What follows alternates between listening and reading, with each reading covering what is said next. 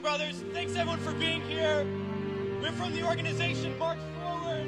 We are here to say to all those serving in the Army and the Marines and the Air Force and the Navy that you have the absolute right to refuse to take part in these criminal wars, and that's a right that all of you should exercise. You have no reason to go put your life on the line and kill and die for profit. We've been to Iraq, we've been to Afghanistan, and we know what these wars are really about. And we joined the military for many reasons. Because we need a college education, because we need a job, because we need health care. And then we joined the military, and they tell us that our enemies are poor people in caves in Afghanistan, or poor people in the deserts of Iraq. But we've been to those countries, and we know that our enemies are not other poor people abroad. Our enemies are the people that laid us off from our jobs, that denied us health care, that make it impossible to get an education. Our enemies are not in the poorest countries on the planet, but right here in the richest one. The occupations of Iraq and Afghanistan alone are costing over $700 million every single day.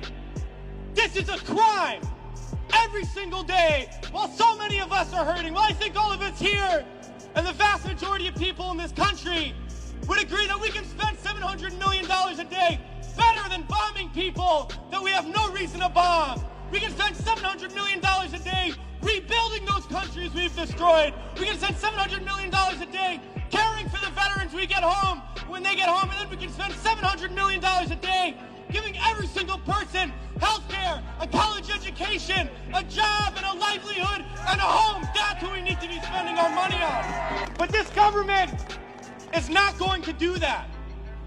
They're not going to use the money in that way. They're not going to end the wars. And they're not going to do it because it's not our government. It's their government. It's the government of the rich. It's the government of Wall Street, of the oil giants, of the defense contractors. It's their government, and the only language that they understand is shutting down business as usual. And that's what we're doing here today, and we're going to continue to do until these wars are over.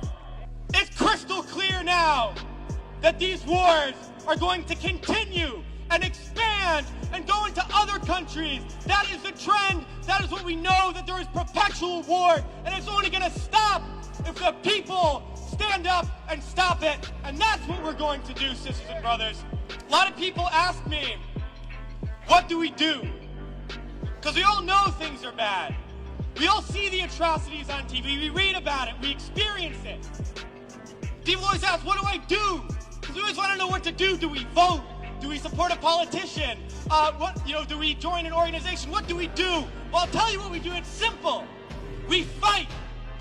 We fight, and we fight, and we fight, and we shut down our workplaces. We shut down our schools. We shut down the streets. We shut down business as usual. And we fight until we force the people in there to do what the people out here want. Because that's how we're going to get around, and we're going to fight until there's not one more bomb drop, not one more bullet fired, not one more soldier coming home in a wheelchair, not one more family slaughtered, not one more day of U.S. imperialism. So let's fight to make that happen. We can do it today, and in the days ahead, we have to fight to end these wars and create a better world system.